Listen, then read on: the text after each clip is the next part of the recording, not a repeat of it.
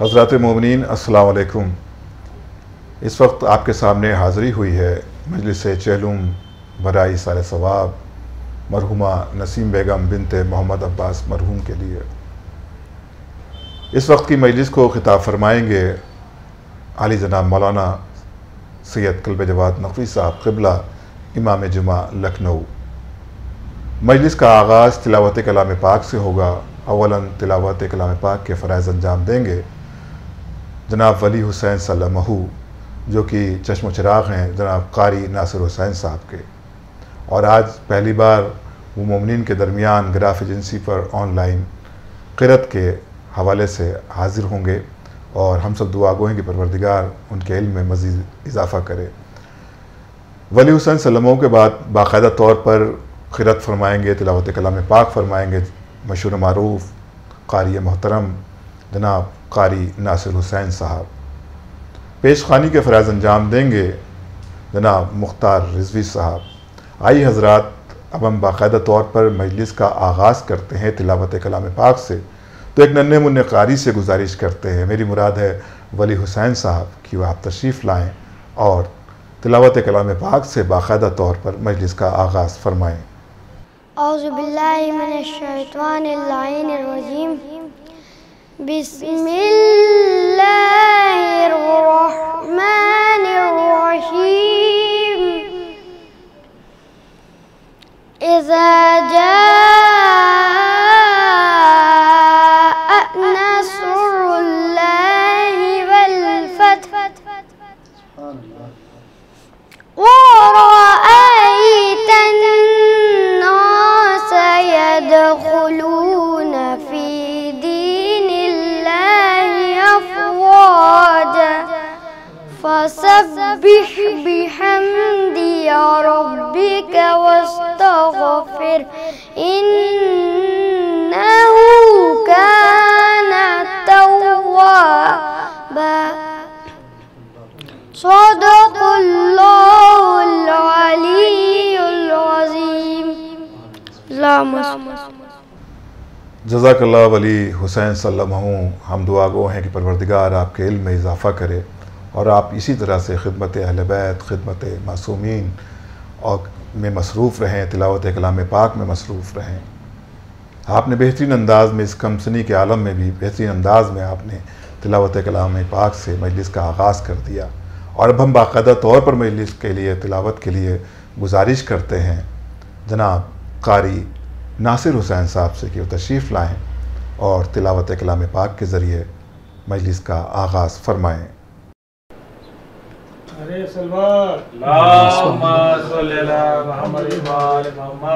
ناظرین، ایک سورہ فاتحہ نسیم بیگم بنت محمد عباس کے رکوع ایصال ثواب۔ بسم اللہ الرحمن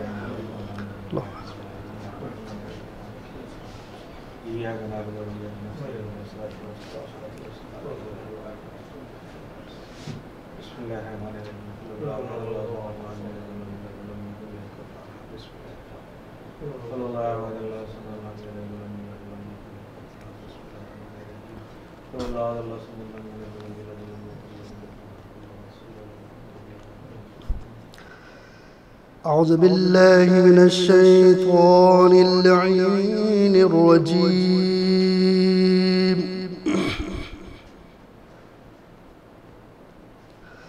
بسم اللہ الرحمن الرحیم،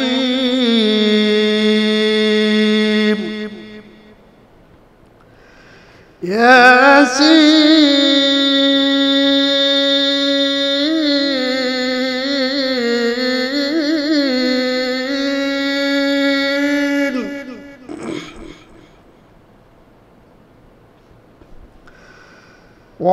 والقرآن الحکیم،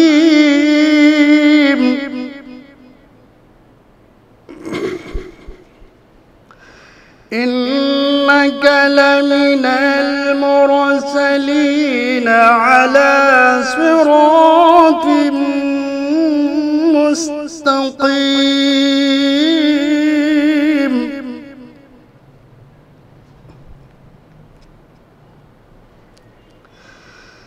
تنزيل العزيز الرحيم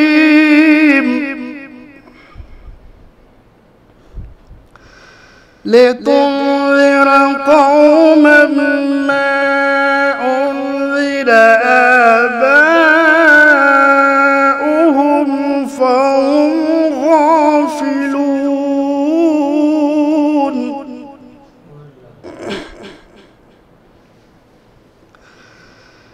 لقد حق القول على أكثرهم فهم لا يؤمنون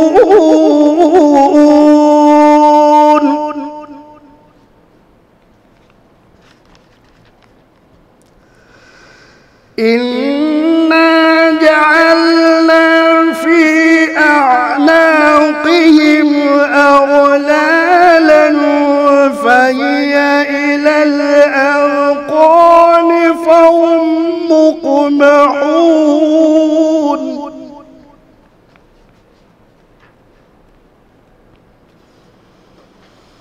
وجعلنا من بين أيديهم سدا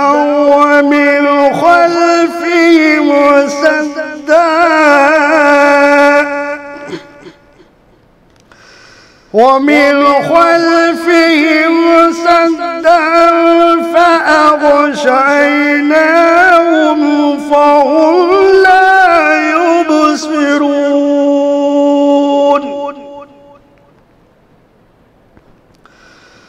وسواء عليهم أأنذرتهم أم لم تنذرهم لا يؤمنون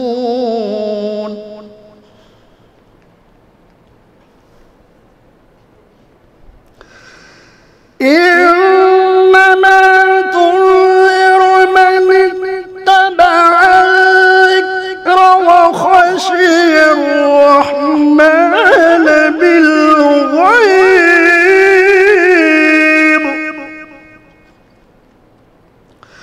فبشروا بمغفرة وأجر كريم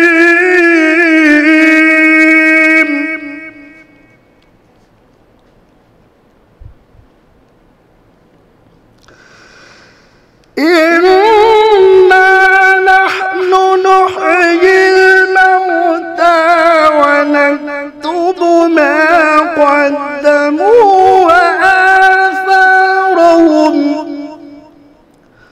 وكل شيء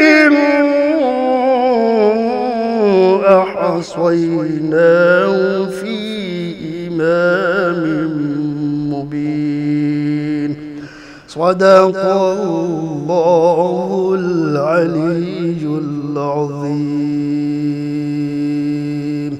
وصدق رسوله النبي الكريم اللهم صل على محمد وآل محمد صلوات جزاک اللہ محترم قاری ناصر حسین صاحب، آپ نے بہترین انداز میں تلاوت کلام پاک سے مجلس کا آغاز کیا۔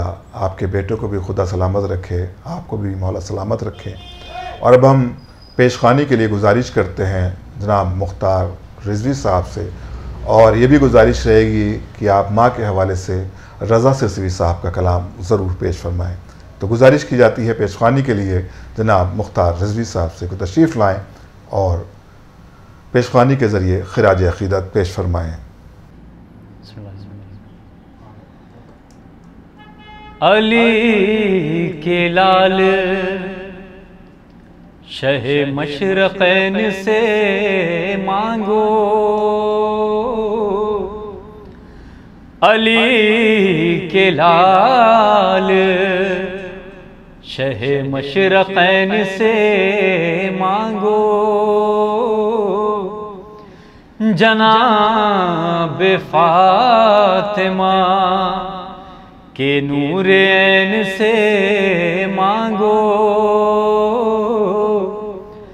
جناب فاطمہ، کہ نور عین سے مانگو سبق دیا ہے یہ راہب نے اور فطرس نے، سبق دیا ہے یہ راہب نے اور فطرس نے، خدا سے جو نہ ملے وہ حسین سے مانگو، خدا سے جو نہ ملے وہ حسین سے مانگو۔ موت کی آغوش میں جب تھک کے سو جاتی ہے ماں، موت کی آغوش میں جب تھک کے سو جاتی ہے ماں، تب کہیں جا کر رضا تھوڑا سکون پاتی ہے ماں، موت کی آغوش میں جب تھک کے سو جاتی ہے ماں، فکر میں بچوں کے کچھ اس طرح گھل جاتی ہے ماں، فکر میں بچوں کے کچھ اس طرح گھل جاتی ہے ماں، نوجوان ہوتے ہوئے بوڑھی نظر آتی ہے ماں، موت کی آغوش میں جب تھک کے سو جاتی ہے ماں، اپنے پہلو میں لٹا کر روز طوطے کی طرح، اپنے پہلو میں لٹا کر روز طوطے کی طرح، ایک بارہ پانچ چودہ ہم کو رٹواتی ہے ماں، موت کی آغوش میں جب تھک کے سو جاتی ہے ماں، گھر سے جب پردیس جاتا ہے کوئی نور نظر، گھر سے جب پردیس جاتا ہے کوئی نور نظر، ہاتھ میں قرآن لے کر در پہ آ جاتی ہے ماں، موت کی آغوش میں جب تھک کے سو جاتی ہے ماں۔ جزاک اللہ جناب مختار رضوی صاحب، آپ نے بہترین کلام ماں کے حوالے سے سامعین کے درمیان پیش کیا۔ یقیناً اللہ نے بہت سی نعمتیں، بہت سی رحمتیں دی ہیں ہمیں، لیکن والدین جیسی کوئی نعمت نہیں۔ پروردگار اس ذکر کے صدقے میں مرحومہ نسیم بیگم صاحبہ کو جوار معصومین علیہ السلام میں جگہ عنایت فرمائیں۔ اور اب ہم مجلس کے لیے گزارش کرتے ہیں عالی جناب مولانا قلب جواد نقوی صاحب سے کہ وہ مجلس کو خطاب فرمائیں۔ مومنین آپ سے گزارش ہے کہ قبلہ کا استقبال نعرہ درود سے فرمائیں۔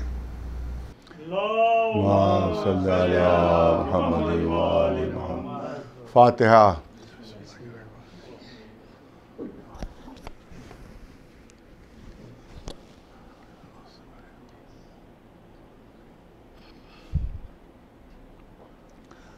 اعوذ باللہ السمیع العلیم من الشیطان اللعین الرجیم، بسم اللہ الرحمن الرحیم، الحمد للہ رب العالمین، والصلاة والسلام علی سید الانبیاء والمرسلین، سیدنا و نبینا و شفیع المذنبین ابی القاسم محمد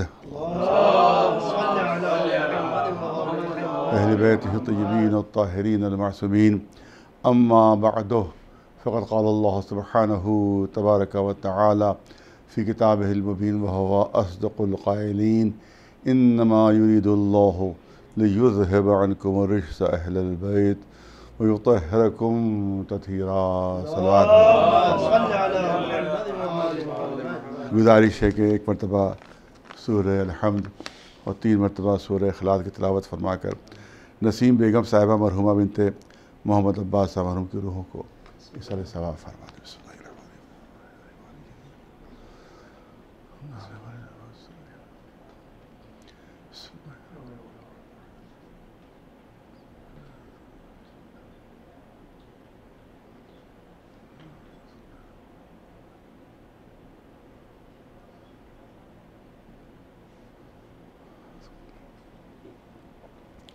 آیہ کریمہ بہت ہی مشہور و معروف ہے اور ہر صاحب ایمان کے دل پر نقش ہے کہ اس کو آیہ تطہیر کے نام سے یاد کیا جاتا ہے، اور جس میں اعلان ہو رہا ہے اللہ کی طرف سے کہ انما یرید اللہ لیذہب عنکم الرجس اہل البیت، اللہ کا بس ارادہ یہ ہے کہ اہل بیت تمہیں ہر طرح کے رجس سے دور رکھے اور اس طرح سے پاک و پاکیزہ رکھے جو پاک رکھنے کا حق ہے۔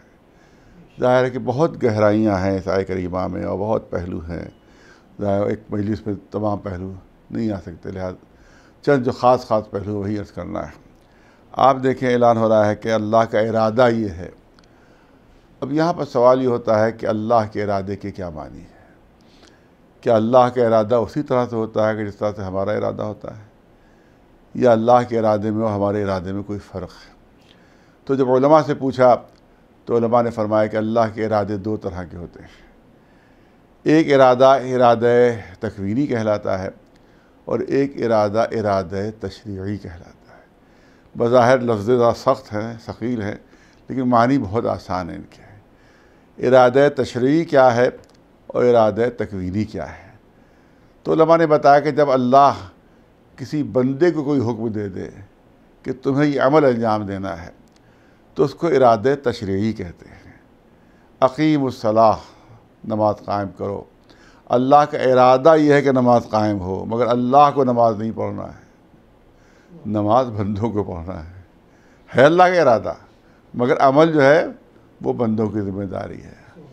اسی طرح سے کتب علیکم الصیام، ہم نے روزوں کو فرض کر دیا ہے۔ اب اللہ کا ارادہ یہ ہے کہ روزے رکھے جائیں، مگر اللہ کو روزے نہیں رکھنا ہے بلکہ بندوں کو رکھتا ہے۔ حج پر جاؤ، حکم الہی ہے، ارادہ الہی ہے کہ حکم انجام دیا جائے اور یہ حکم انجام دیا جائے اور حج کا فریضہ پورا کیا جائے، مگر اللہ نے صرف حکم دے دیا ہے، عمل جو ہے وہ بندوں کو انجام دینا ہے۔ اسی طرح سے جتنے بھی دیکھتے جائیے آپ، ساری مثالیں آپ کو یہی ملیں گی کہ اللہ نے حکم دیا ہے اور عمل جو ہے وہ بندوں کے اوپر قرار دیا گیا ہے کہ تم یہ عمل انجام دو۔ تو اس کو کہتے ہیں ارادہ تشریعی۔ اب ارادہ تکوینی کیا ہے؟ ارادہ تکوینی کے علماء نے بیان فرمایا کہ جب اللہ کسی کام کا ارادہ خود کر لے کہ یہ کام میں انجام دوں گا، یہ عمل میں انجام دوں گا، تو اس کو کہتے ہیں ارادہ تکوینی، یا عربی میں ارادہ تکوینیہ کہا جاتا ہے، ارادہ تشریعیہ میں اردو کے لحاظ سے کہہ رہا ہوں کہ ارادہ تکوینی۔ تو جب اللہ خود کسی عمل کا ارادہ کر لے کہ یہ عمل میں خود انجام دوں گا، دوسرے لفظوں میں اگر کوئی عمل بندوں پر واجب ہو تو ارادہ تشریعی ہے، اور اللہ کسی عمل کو اپنے اوپر واجب کر لے تو اس کو ارادہ تکوینی کہتے ہیں۔ یہ 2 ارادے ہیں اللہ کے۔ اب ارادہ تشریعی میں ذرا سا مسئلہ یہ پیدا ہوتا ہے کہ اللہ نے ارادہ کیا ہے کہ عمل انجام دیا جائے مگر ذمہ داری بندوں پر ڈالی ہے، لہذا اب بندوں سے کوتاہی بھی ہو جاتی ہے۔ اس نے کہا نماز پڑھو، پتہ نہیں کتنے ہیں جو نماز نہیں پڑھتے، حکم الہی ہے، ارادہ الہی ہے، مگر کیونکہ عمل کی ذمہ داری بندوں پر ہے تو ایسا بندوں سے کوتاہی ہو جاتی ہے، وہ عمل انجام نہیں دیتے۔ صبح کی نماز آپ دیکھیے کہ اکثر لوگوں کی قضا ہو جاتی ہے صبح کی نماز جو ہے، اگرچہ اللہ نے فرما دیا ہے کہ نماز پڑھو، تو اس کا مطلب ہے ارادہ الہی ہے مگر ذمہ داری کیونکہ بندوں کی ہے، لہذا بندوں سے کوتاہی ہو جاتی ہے، رکاوٹ آ جاتی ہے۔ فرض یہ کہ روزوں کا ارادہ تھا لیکن بیمار پڑ گئے، مریض ہو گئے، نہیں رکھ سکے، معلوم رکاوٹ آ گئی۔ حج ایک زمانے میں جیسے آج بھی آپ دیکھیں واجب، بہت سے لوگ ایسے جن پر حج واجب ہے مگر وہاں منع دی ہے کہ آپ نہیں آ سکتے کرونا کی وجہ سے۔ اس کا مطلب کیا ہوا؟ رکاوٹ آ گئی، اب حج انجام نہیں دے پا رہے ہیں لوگ۔ اس سے پہلے بھی جب جنگ عظیم ہوئی تھی تو 5 سال تک حج بند رہا تھا، تو واجب تھا، ارادہ الہی تھا مگر رکاوٹ آ گئی۔ اسی طرح سے شک و شبے کی گنجائش رہتی ہے کہ پتہ نہیں یہ عمل انجام دیا بھی کہ نہیں دیا۔ اب کسی صاحب سے کہا کہ آپ روزے سے ہیں رمضان میں، تو انہوں نے کہا ہاں روزے سے میں ہوں، اور معلوم گھر میں خوب کھا پی چکے ہوں، اور باہر نکل کے کہہ رہے میں روزے سے ہوں۔ نماز کے سلسلے میں یہی کہ صاحب آپ مسجد میں نہیں آتے ہیں، تو کہا کہ صاحب ہم میں گھر میں پڑھ لیتا ہوں۔ اب ظاہر ہے کہ اب کون وہاں گھر میں جھانکے گا کہ وہ پڑھ بھی رہے کہ نہیں پڑھ رہے۔ شک و شبے گنجائش رہتی کہ پتہ نہیں صحیح بھی کہہ رہے ہیں یا نہیں کہہ رہے۔ علی گڑھ کا بڑا دلچسپ واقعہ ہے کہ وہاں جو دینیات ڈپارٹمنٹ ہے وہاں سے وظیفہ ملتا ہے شیعوں کو، تو شیعہ طلاب ہیں ان کو وظیفہ ملتا ہے، تو وہ مولانا علی رضا صاحب قبلہ اس وقت ہیڈ تھے وہاں کے، آج سے تقریباً 40 سال پہلے 45 سال پہلے کی بات ہے۔ تو وہ ایک لکھنؤ کے طالب علم پہنچے کہ سرکار مجھے بھی وظیفہ ملے دینیات والا، تو جناب نے پوچھا کہ بھئی آپ نماز پڑھتے ہیں؟ کہ نہیں سرکار نماز پڑھتا ہوں۔ کہ آپ کبھی مسجد میں تو دکھائی نہیں تھی، مسجد میں نماز پڑھاتا ہوں۔ کہا سرکار اپنے کمرے میں پڑھ لیتا ہوں۔ چلیے بات ختم ہو گئی کہ کمرے میں پڑھ لیتے ہیں۔ اچھا جمعے کی نماز بھی آپ پڑھتے ہیں؟ کہ سرکار جمعے کی نماز بڑی پابندی سے پڑھتا ہوں۔ کہ کبھی جمعے میں آپ نظر نہیں آیا؟ کہ سرکار وہ بھی کمرے میں پڑھ لیتا ہوں۔ ان بیچارے کو معلوم ہی نہیں تھا کہ جمعے کی نماز کمرے پر نہیں ہو سکتی۔ اب یہاں پر اگر جمعے کو نہ پوچھتے تو وہ کھلتا نہیں معاملہ۔ تو اس کا مطلب ہے کہ شک و شبہ تھا، تبھی تو برابر پوچھ رہے تھے آپ کے آتے کہ نہیں آتے، آتے کہ نہیں آتے۔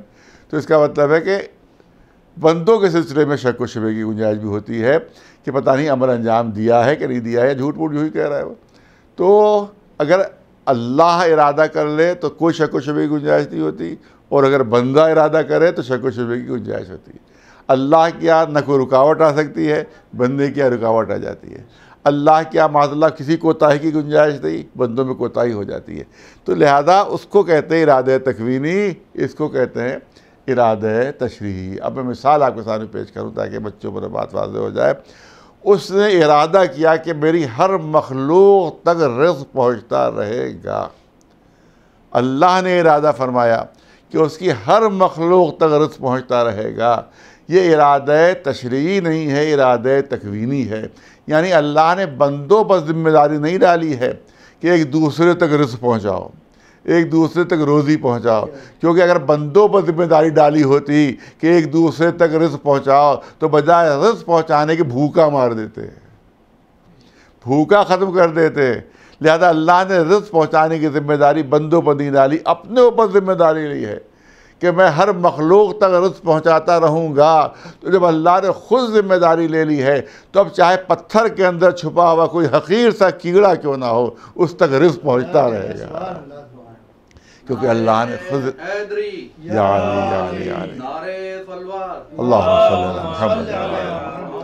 کیونکہ اللہ نے خود ذمہ داری لے لی، لہذا اب نہ کوتاہی ہے، نہ رکاوٹ ہے، نہ شک و شبہ ہے۔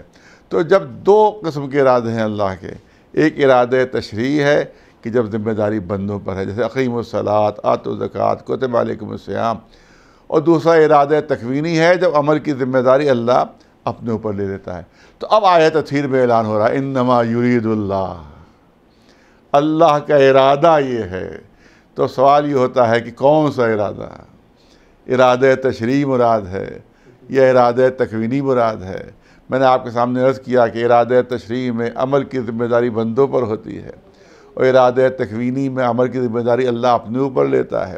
تو اگر ارادہ تشریح ہوتا تو جس طرح سے بندوں سے کہا کہ نماز پڑھو، جس طرح سے بندوں سے کہا روزہ رکھو، جس طرح سے بندوں کو حکم ہے کہ حج پر جاؤ، اسی طرح سے اہل بیت کو بھی حکم ہوتا کہ اہل بیت رسول پاک و پاکیزہ بن جاؤ، طیب و طاہر بن جاؤ۔ جس طرح سے اور حکم ہیں اسی طرح سے یہ بھی حکم ہونا چاہیے تھا۔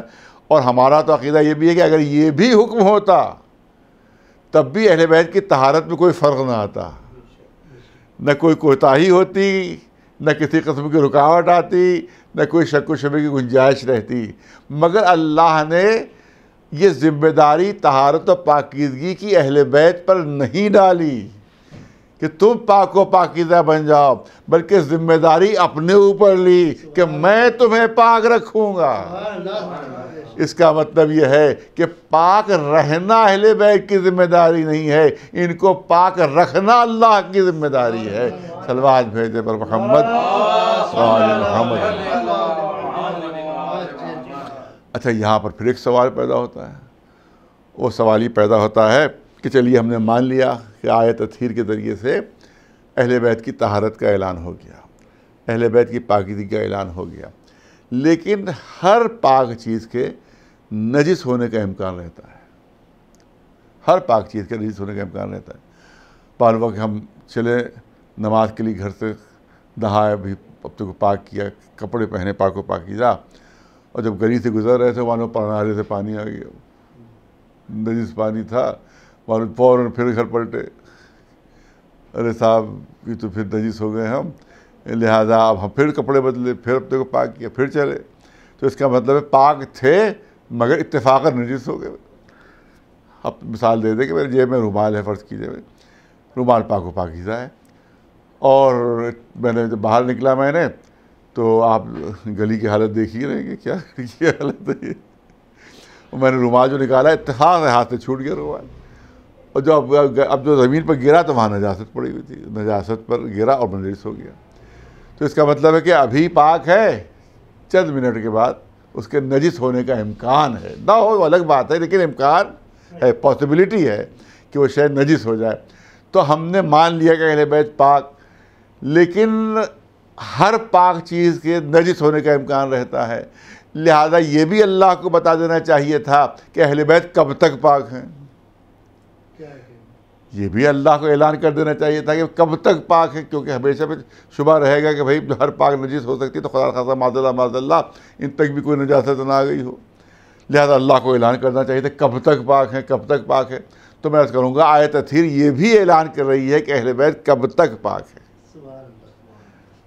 کوئی کہہ سکتا ہے کہ صاحب اس میں نہ تو کوئی ڈیٹ ہے، نہ کوئی تاریخ ہے، نہ کوئی سنچری ہے، نہ کوئی صدی ہے، کچھ بھی تو نہیں ہے، پھر آپ کیسے کہہ رہے ہیں کہ اس پہ اعلان ہے کہ اہل بیت کب تک پاک؟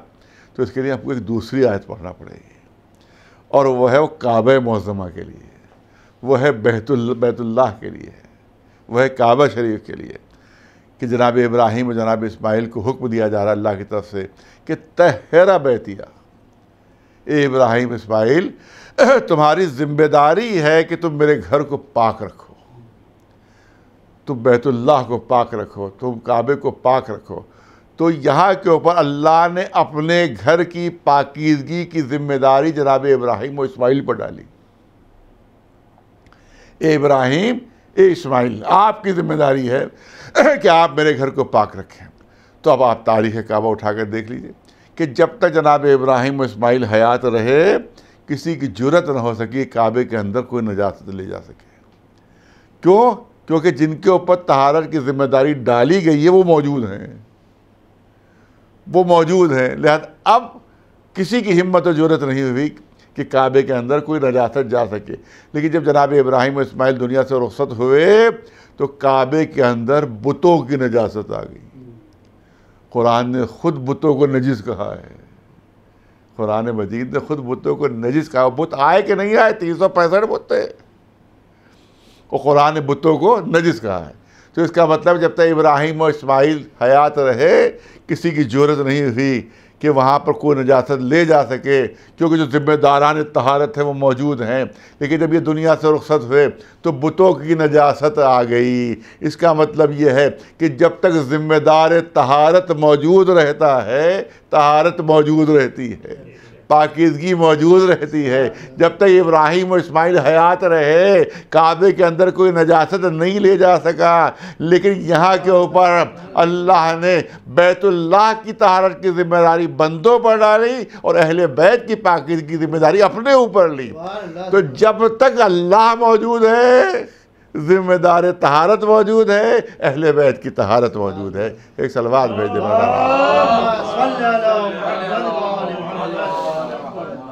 تو یہ بہت اہم تو ایک پہلو تھے جو آپ کے سامنے عرض کی۔ ایک پہلو اور بھی بہت اہم ہے اس آیت تطہیر کے ذیل میں، اور وہ پہلو یہ ہے کہ تطہیر کے معنی کیا ہے۔ لِیُذْهِبَ عَنْکُمُ الرِّجْسَ،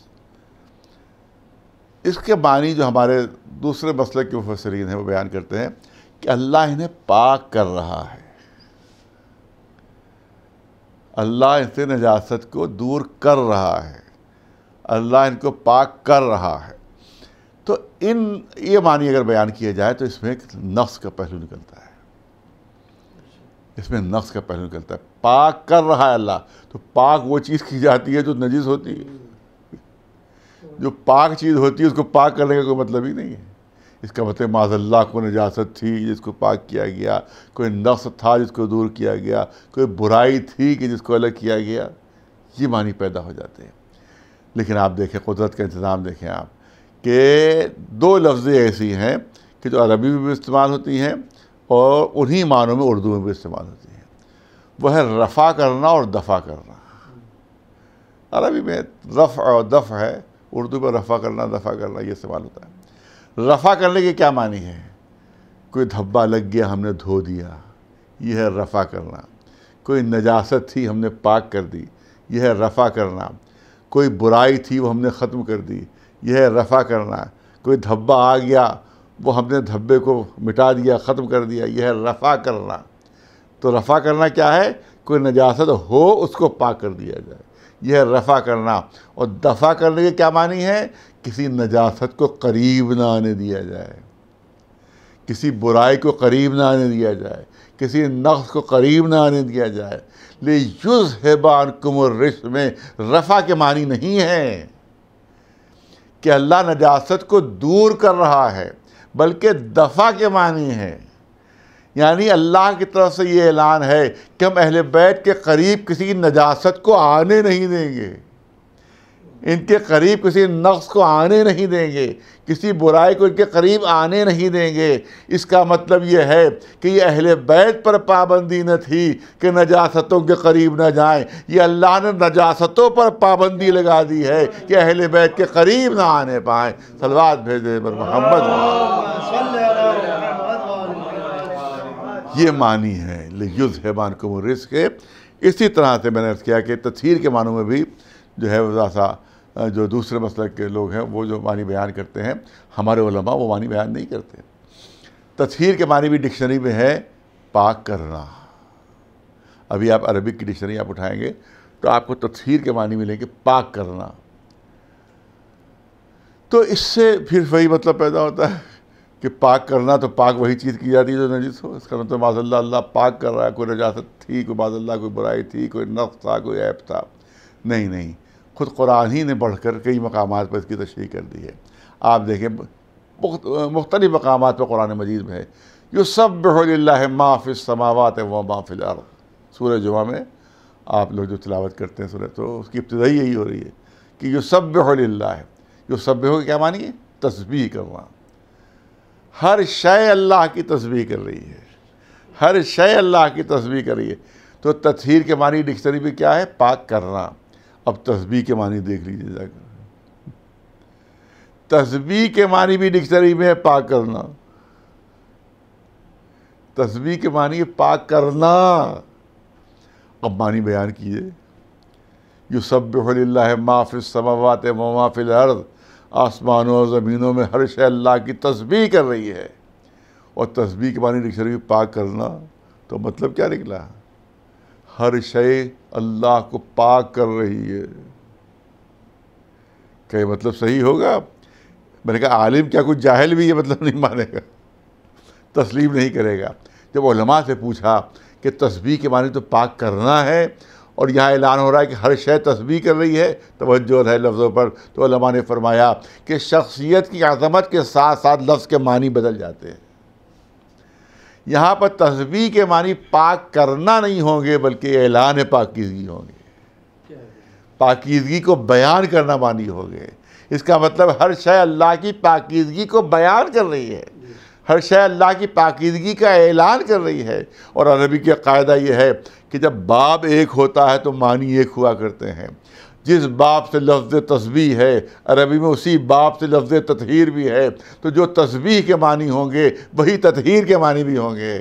اگر تسبیح کے معنی اعلان پاکیزگی ہے تو تطہیر کے معنی بھی اعلان پاکیزگی ہی ہوں گے. یعنی اللہ پاک نہیں کر رہا ہے، اعلان پاکیزگی کر رہا ہے کہ یہ پاک ہیں. ایک صلوات بھیجے پر محمد اور بس اس کا آخری رخ عرض کر دوں، اور وہ آخری رخ یہ ہے جس کے بعد شاید کسی مسلمان کی زبان نہیں کھل سکتی کہ تطہیر کے معنی جو ہے وہ پاک کرنا ہے. مجھے یہ بتائیے کہ نعرہ تکبیر کیا ہے؟ ہر مسلمان کی پہچان نعرہ تکبیر ہے. میں نے کہیں عرض کیا تھا کہ کرکٹ میچوں میں بھی نعرہ تکبیر بلند کر دیا جاتا ہے. وہ کرکٹ سے نعرہ تکبیر سے کیا ربط ہے؟ لیکن مسلمان اپنی پہچان دکھانے کے لیے نعرہ تکبیر بلند کرتے ہیں. نعرہ تکبیر، نعرہ تکبیر، نعرہ تکبیر. تکبیر کیا ہے؟ ابھی ڈکشنری عربی کا آپ اٹھا لیجیے. تکبیر کے معنی ہے بڑا بنانا. تکبیر کے معنی ہے بڑا بنانا.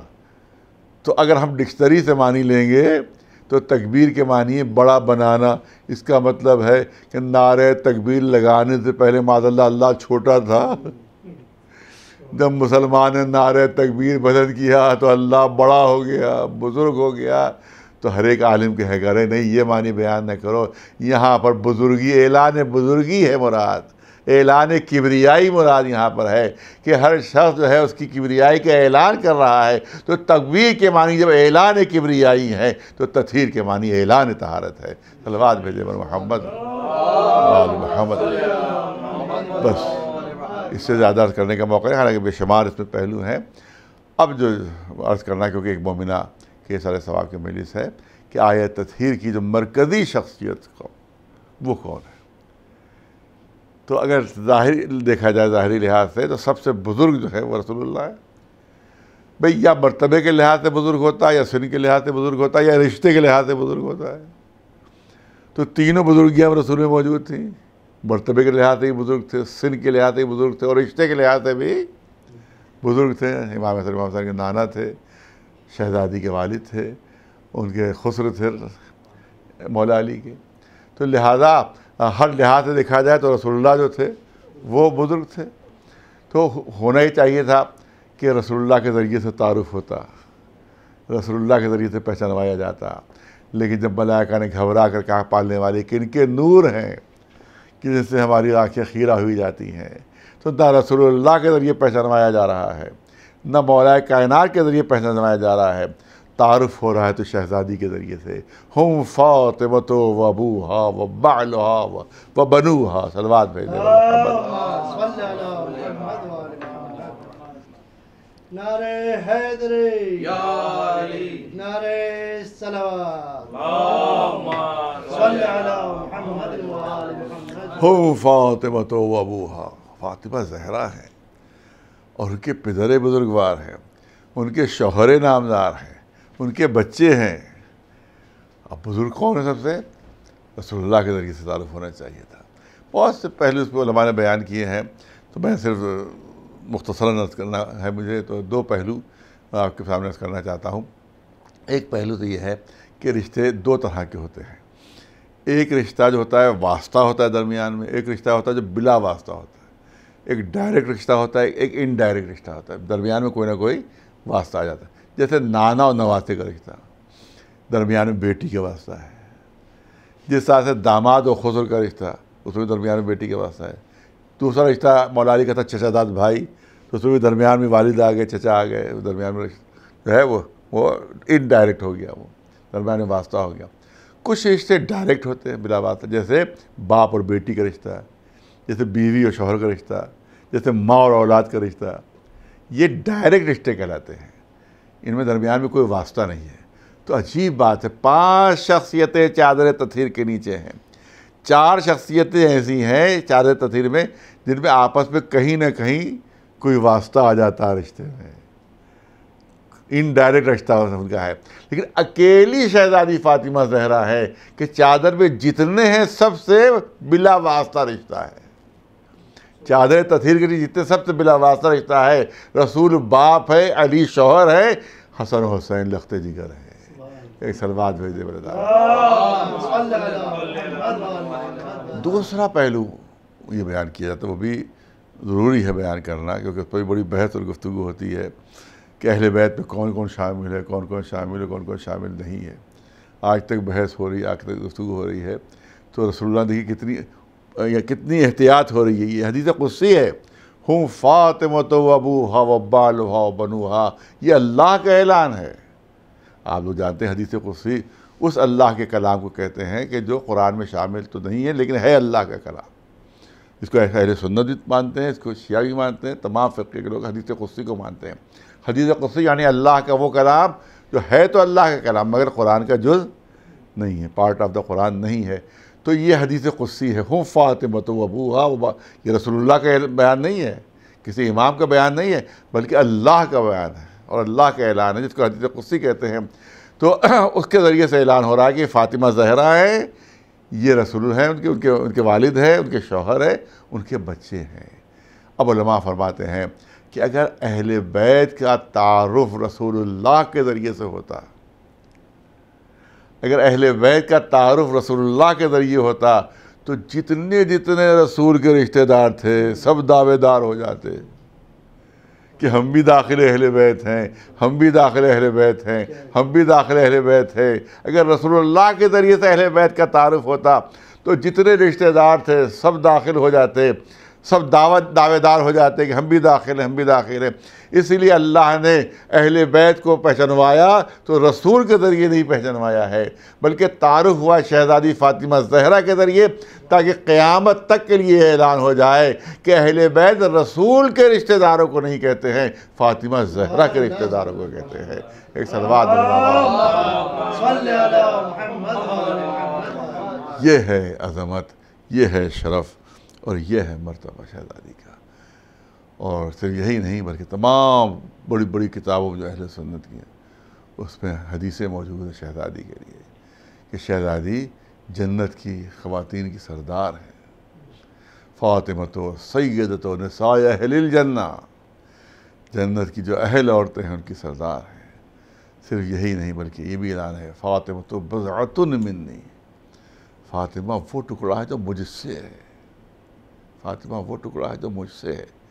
اور اس کے بعد یہ صحیح بخاری کی حدیث ہے، جو اس کو مسلمان سب سے قرآن کے بعد سب سے معتبر اس کتاب کو مانتے ہیں وہ صحیح بخاری ہے۔ کوئی اگر صحیح بخاری خلاف بات کر دے تو اس کو اسلام سے خارج مان دیں، ارے صاحب صحیح بخاری کے خلاف بول دیا، یہ تو مسلمان ہی نہیں ہے، یہ تو اسلام سے خارج ہو گیا۔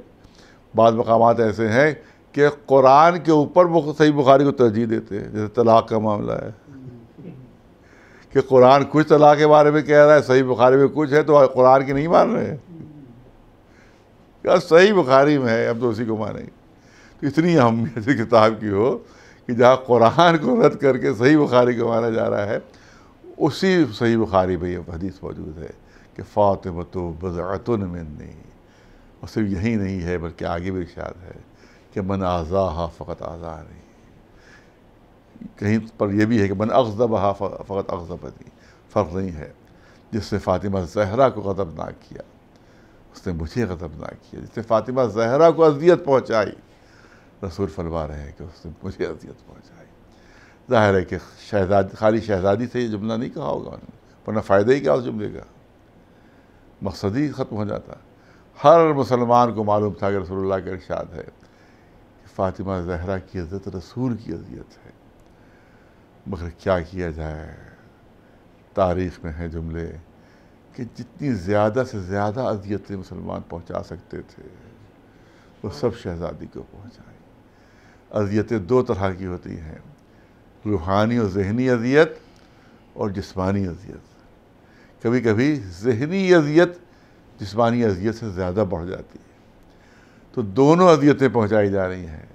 ابھی صرف 3 دن ہوئے ہیں وفات رسول اللہ کو، شہزادی رو رہی ہیں، گریہ فرما رہی ہیں، ماتم کر رہی ہیں۔ کچھ لوگ آتے ہیں، دروازہ کھٹکھٹاتے ہیں، مولا باہر نکلتے ہیں، کیا بات ہے، آپ کیوں آئے؟ کہا اے علی جا کر رسول کی بیٹی سے کہہ دیجئے کہ دن کو رویا کرو یا رات کو رویا کرو، ان کے رونے سے ہمارے کاروبار زندگی میں فرق آ رہا ہے۔ مولا نے یہ پیغام شہزادی تک پہنچا دیا۔ شہزادی نے عجیب حسرت ناک جواب دیا جب مولا نے کہا کہ کچھ لوگ آئے ہیں جن کا مطالبہ یہ ہے کہ آپ دن کو رویا کیجئے یا رات کو رویا کیجئے، تو شہزادی نے عجیب حسرت ناک جواب دیا، اے علی جا کر ان مسلمانوں سے کہہ دیجئے کہ انہیں زیادہ دنوں کی زحمت نہیں ہے، میں ان کے درمیان زیادہ دن زندہ نہیں رہوں گی۔ لیکن اس کے بعد بھی مولا نے یہ اہتمام فرمایا کہ صبح ہوتے جنت البقیع لے جاتے تھے، شام ہوتے واپس لے آتے تھے۔ ایک مرتبہ جب وقت غروب واپس لینے پہنچے تو دیکھا شہزادی کے چہرے کا رنگ کچھ زیادہ متغیر ہے، رنگ رخ کچھ زیادہ اڑا ہوا ہے۔ مولا نے گھبرا کر کہا بنت رسول کیا بات ہے، آپ کے چہرے کا رنگ کچھ زیادہ متغیر نظر آ رہا ہے۔ شہزادی نے جواب دیا، اے علی شاید آپ نے غور نہیں کیا، جس درد کے سائے میں دن بھر باپ کا ماتم کرتی تھی، رات میں کسی نے وہ درخت کاٹ دیا، میں نے دن بھر دھوپ میں باپ کا ماتم کیا۔ میں شہزادی کی خدمت پہ ہاتھ جوڑ کر عرض کروں گا، شہزادی ارے شکر کیجئے مدینہ ہے کربلا نہیں، کم از کم بیٹی کو اتنی اجازت تو ہے کہ دھوپ ہی میں صحیح باپ کا ماتم کر لے، ارے آ کر کربلا کا منظر دیکھ، ننھی سی سکینہ، اگر آنکھ میں آنسو کا قطرہ بھی آتا ہے تو کبھی نوک نیزہ سے اذیت ہے، کبھی تازیانوں سے اذیت ہے۔ بس تفصیلی مصائب نہیں پڑھنا ہے۔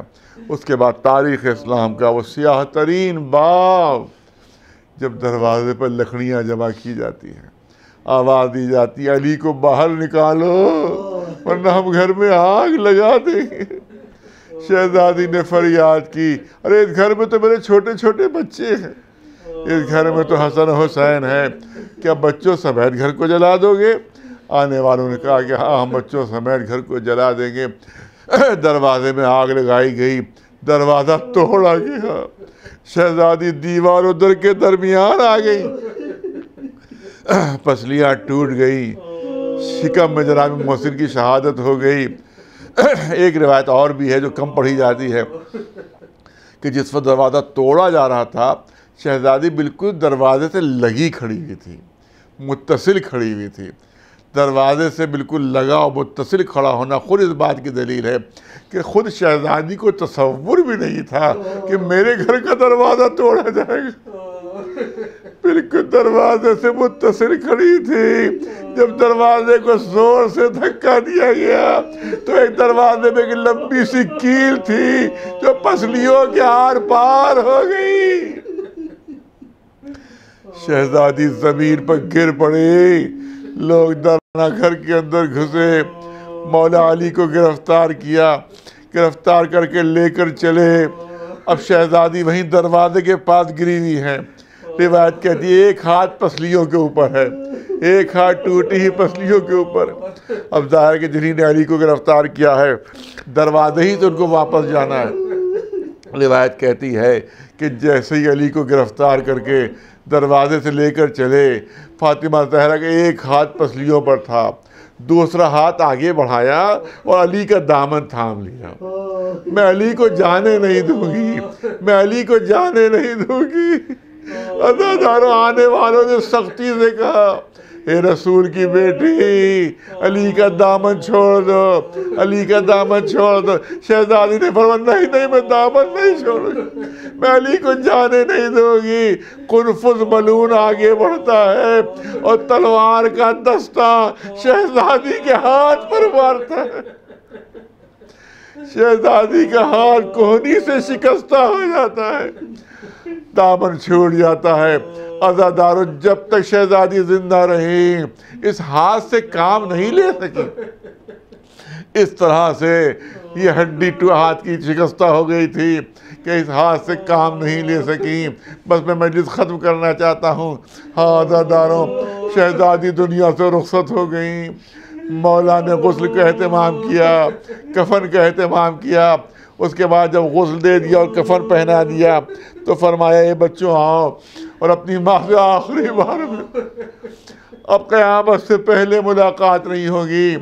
بچے ملاقات کے لیے آئے، تفصیل نیت کرنا ہے.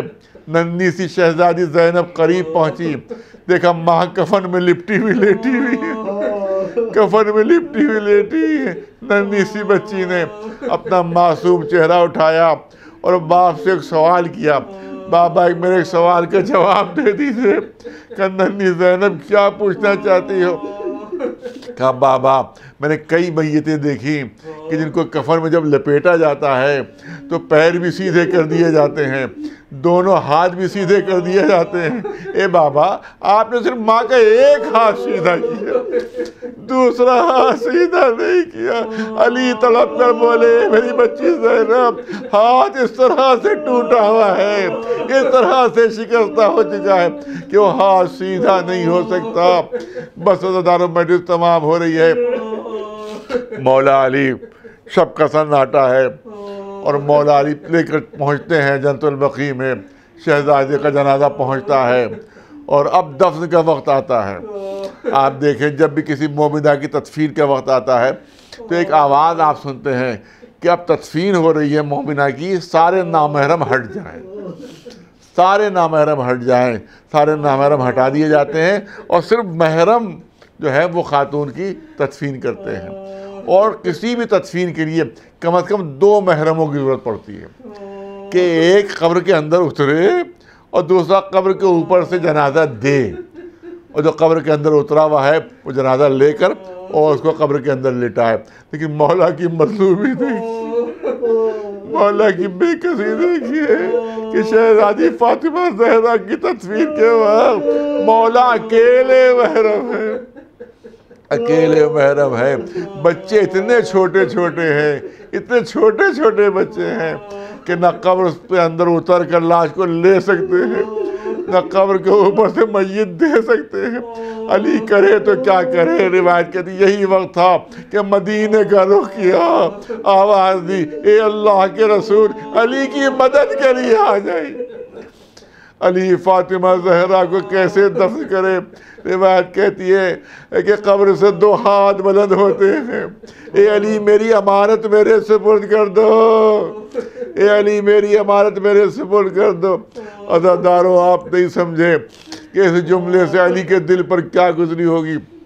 تاریخ میں ہے کہ جب شہزادی کی رخصتی ہونے لگی ہے اور مولا علی اپنے گھر لے جانے لگے ہیں تو رسول نے فرمایا تھا کہ ہاذہ فاطمۃ ودیعۃ عندک. اے علی یہ فاطمہ زہرا میری امانت ہے تمہارے پاس، میری امانت ہے تمہارے پاس. اور امانت کے لیے شرط ہے کہ جیسی امانت لی جائے ویسی امانت واپس کی جائے. اور جب رسول نے کہا ہوگا اے علی میری امانت میرے سپرد کر دو تو علی نے فریاد کی ہوگی اے اللہ کے رسول جب امانت لی تھی تو پسلیاں بھی سالم تھی، ہاتھ بھی سالم تھا. اب علی امانت جب واپس کر رہا ہے تو پسلیاں شکستہ ہو چکی ہے، ہاتھ بھی شکستہ ہے. یہ علی آپ سے شرمندہ ہے، یہ علی آپ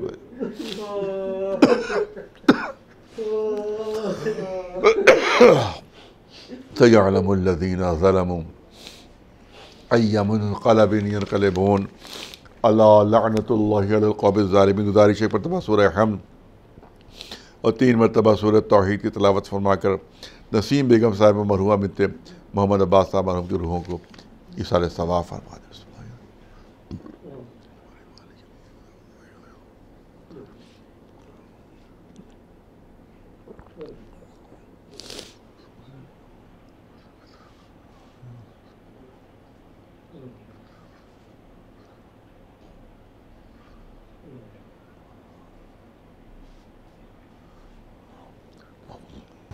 جزاک اللہ. قبلہ مولانا کلب جواد نقوی صاحب آپ نے بہترین بیان سامعین کے درمیان پیش کیا. یہ ذکر محمد و آل محمد، یہ تلاوت کلام ربانی مرحومہ نسیم بیگم صاحبہ بنت محمد عباس مرحوم کے لیے بہترین اصال ثواب کا سبب بنے گا اور ان کے متعلقین کے لیے تسکین قلب بنے گا۔ ہم تمام ویورز کا شکریہ ادا کرتے ہیں نسیم بیگم صاحبہ مرحومہ کے متعلقین کی جانب سے، یعنی سید محمد سرور صاحب کی جانب سے، جناب جاوید حسین صاحب کی جانب سے، نکھت نسیم صاحبہ کی جانب سے، زینب حسین صاحبہ کی جانب سے، بجملہ خاندان کی جانب سے سبھی ویورز کا شکریہ ادا کیا جاتا ہے جنہوں نے اپنا قیمتی وقت نکال کر اس وقت آن لائن مجلس میں شرکت کی۔ مومنین، آپ سے گزارش ہے کہ ایک بار سورہ الحمد اور 3 بار سورہ اخلاص کی تلاوت فرما کر مرحومہ نسیم بیگم بنت محمد عباس مرحوم کی روح کو ایصال فرما دیں۔ خدا حافظ والسلام۔ السلام علیکہ یا امیر المومنین ورنہ سید الوسیین، السلام علیکہ یا فاطمۃ الزہراء سیدۃ نساء العالمین، السلام علیکہ ورحمۃ اللہ وبرکاتہ، السلام علیکہ یا غریب الغرباء، السلام علیکہ یا معین الضعفاء والفقراء، السلام علیکہ یا شمس الشموس، السلام علیکہ یا نیس النفوس، السلام علیکہ یا ایھا المدفون بأرض طوس، السلام علیکہ یا مغیث الشیعة والزوار، السلام علیکہ یا سلطان العرب والعجم، السلام علیکہ یا ابا الحسن یا علی ابن موسیٰ الرضا، السلام علیکہ ورحمۃ اللہ وبرکاتہ، السلام علیکہ یا صاحب العصر والزمان، علمان علمان علمان، السلام علیکہ یا خلیفۃ الرحمن، السلام علیکہ یا شریک القرآن، السلام علیکہ یا مظہر الایمان، السلام علیکہ یا امام الانس والجان، السلام علیکہ یا امام زماننا ھذا، عجل اللہ تعالی فرجک وسہل اللہ مخرجک وظہورک، السلام علیکم ورحمۃ اللہ وبرکاتہ، اللہم صلی علی محمد و محمد۔